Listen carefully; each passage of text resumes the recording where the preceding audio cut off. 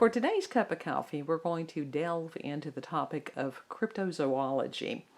And this is something that I have not had an experience with. I don't want an experience with. And it seems to, for some reason, haunt me. And that is the legend of Bigfoot and or Sasquatch. Now, I don't mess with no Squatch, folks. And what happened, there was a movie that came out many years ago, probably in the 70s, and it was called The Legend of Boggy Creek. Now, being a small child, I saw the advertisement for this movie, and this big hairy arm had broken through the window of the cabin or whatever. Absolutely terrified me as a kid. Now, remember, I'm already living in a home where paranormal stuff goes on a regular basis. I did not want a Squatch. So the head of my bed was under the window. Oh no, I made them rearrange the room and everything. And they're like, "What is wrong with you?" And I'm like, I made up an excuse. I still don't like to sleep with my head right under a window because there's multiple reasons.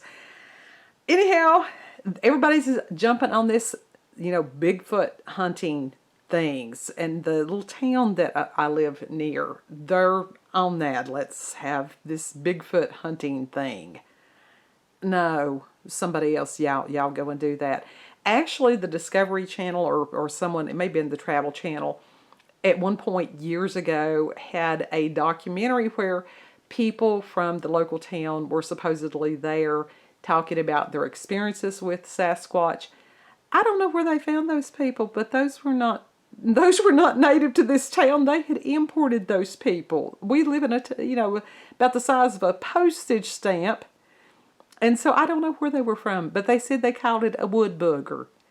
There is no one that I have ever heard in this area that refers to Bigfoot as a wood booger.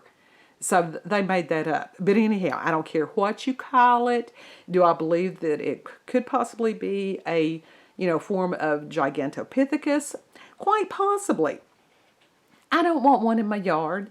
I don't want one near my yard. I don't want a silverback gorilla near my yard either. A couple of years ago, my mother, she does have a cabin up on one of the mountains here in our little nook, if you want to call it that. We were in a holler. It's not a hollow, it's a holler. Learn the mountain speak, folks. And she said that she and her friend had been sitting on the porch of her cabin and that they had heard these interesting noises. And I said, "What kind of noises?" She said it was like, whoop, whoop. And I thought, oh shit, I know what that is.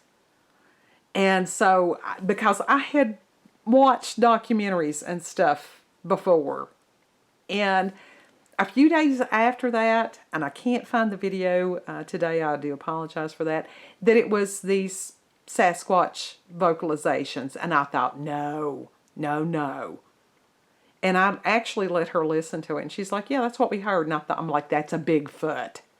And she's like, "Oh, it can't possibly be." And it's like, yeah, no. So that is one of my fears, that I do not want to experience that. I'm better off with the other spooky things, but not no Squatch. I have this fear that I'll go out to smoke one morning, 2, 3 o'clock, and there he is. He's going to be smoking one of the cigarette butts that I've left out. So, no, don't be messing with no Squatch today, folks. You all have a beautiful, blessed day. Send in your paranormal, supernatural, even cryptozoology stories. You can send that to cupofcoffeewithscream@gmail.com, and the address will be in the comments section below. Love y'all. Bye.